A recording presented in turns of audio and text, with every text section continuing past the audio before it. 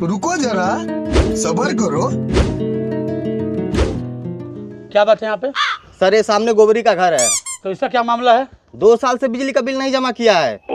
और जब भी हम लोग जाते हैं बिल जमा कराने या कनेक्शन काटने, बोलता है भाग जाओ नहीं तो तुमको बहुत मारेंगे। इसके खिलाफ कानूनी कार्रवाई होगी। अच्छा। तो जेल भेजते हैं। चलो चलिए सर। लोग कुकुर पोसले बा, दुआरे भाग के चल जाते हैं। साहब ये गोबरिया बा। है गोबरी, इधर आओ। का हो?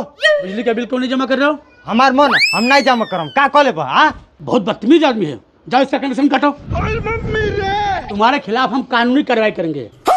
तुमको तो हम जेल भेजेंगे।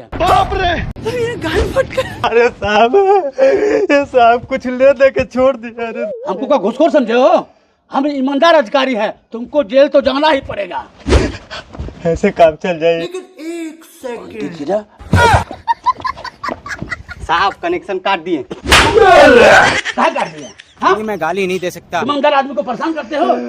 जरा कितना सीधा साधे आदमी है। तुमको तो हम भागे।